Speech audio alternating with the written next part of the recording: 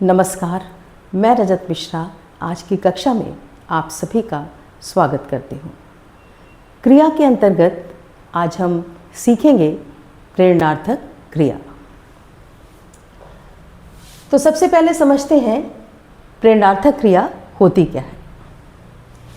इसके नाम पर ही जाते हैं और प्रेरणार्थक शब्द को देखते हैं और जिससे तात्पर्य हम समझते हैं कि प्रेरणा देने वाली। तो प्रेरणार्थक क्रिया का भी कार्य यही है। प्रेरणार्थक क्रिया में कर्ता कार्य को स्वयं ना करके किसी दूसरे को काम करने की प्रेरणा देता है। इसमें भी दो स्थितियां होती हैं, कभी कर्ता स्वयं उस कार्य में शामिल होता है और कभी वो किसी और के माध्यम से कार्य करने की प्रेरणा दिलवाता है। दोनों ही स्थितियों में प्रेरणार्थक क्रिया होती है। तो परिभाषा क्या होगी कि जब कर्ता स्वयं कार्य ना करके किसी अन्य को यानी दूसरे को काम करने के लिए प्रेरित करता है, तब उसे हम प्रेरणार्थक क्रिया कहते हैं। यानी जिसमें कर्ता कार्य को स्वयं ना करके किसी दूसरे अन्य व्यक्ति को कार्य करने की प्रेरणा देता है या उसे कार्य करने के लिए प्रेरित करता है, तब वहाँ पर क्रिया का जो रूप होता है उसे हम प्रेरणार्थक क्रिया कहते हैं। कुछ उदाहरण देखते हैं। शिक्षक छात्रों से पाठ पढ़वाते हैं, यानी स्वयं वो नहीं पढ़ रहे हैं, किससे पढ़वा रहे हैं? छात्रों के माध्यम से पाठ को पढ़वाया जा रहा है। यहाँ पर क्या है? बच्चों को, छात्रों को पाठ पढ़ने की प्रेरणा दी जा रही है। मालिक मजदूरों से काम करवाता है, स्वयं ना करके क्या है, वो किसी अन्य को कार्य के लिए प्रेरित कर रहा है। इसमें भी दो प्रकार की क्रियाएं हैं, प्रथम प्रेरणार्थक क्रिया और द्वितीय प्रेरणार्थक क्रिया। इसका अंतर क्या है? प्रथम प्रेरणार्थक क्रिया में कर्ता स्वयं कार्य में सम्मिलित होता हुआ प्रेरणा देता है, यानी जैसे कि वह सबको भजन सुनाता है, ठीक है, इसमें वो स्वयं भी उसमें क्या है, शामिल है। द्वितीय प्रेरणार्थक क्रिया क्या है? स्वयं काम ना करके दूसरों को कार्य करने के लिए प्रेरित करता है, यानी खुद काम नहीं करता बल्कि क्या करता है, दूसरों को वही कार्य करने के लिए प्रेरित करता है या दूसरों के माध्यम से कार्य करने की प्रेरणा दिलवाता है। ऐसी स्थिति में द्वितीय प्रेरणार्थक क्रिया होती है।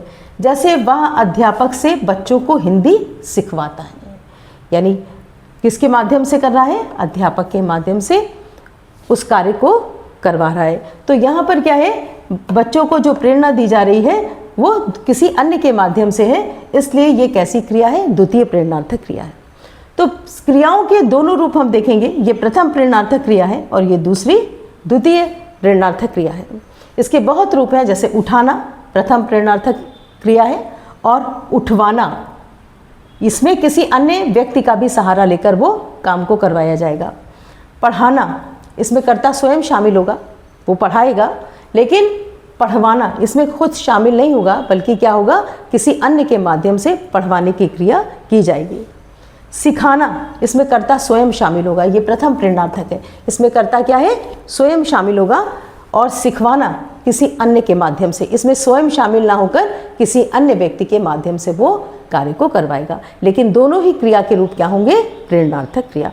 ये क्या होगी? प्रथम प्रेरणार्थक क्रिया जिसमें कर्ता स्वयं शामिल होगा और कार्य होगा। ये द्वितीय प्रेरणार्थक क्रिया होगी जिसमें कर्ता खुद ना सम्मिलित होकर किसी अन्य के माध्यम से काम करने की प्रेरणा देगा। तो इस तरीके से क्रिया के, प्रेरणार्थक क्रिया के भी दो रूप हैं, प्रथम प्रेरणार्थक क्रिया और द्वितीय प्रेरणार्थक क्रिया।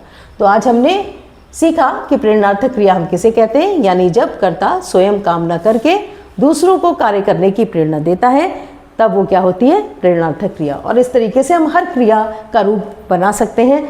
लिखाना, जिसमें वो क्या करेगा? स्वयं शामिल होगा, और लिखवाना किसी और के माध्यम से, वो किसी से पत्र लिखवाता है, ठीक है, तो खुद नहीं लिखता है बल्कि दूसरे के माध्यम से करवाता है। तो जब कार्य करने की प्रेरणा किसी अन्य के माध्यम से, तो ये द्वितीय प्रेरणार्थक क्रिया, और जब कर्ता स्वयं उसमें शामिल हो तो ये प्रथम प्रेरणार्थक क्रिया कहते हैं। तो आज हमने सीखी प्रेरणार्थक क्रिया और उसके दो रूप, प्रथम प्रेरणार्थक क्रिया और द्वितीय प्रेरणार्थक क्रिया।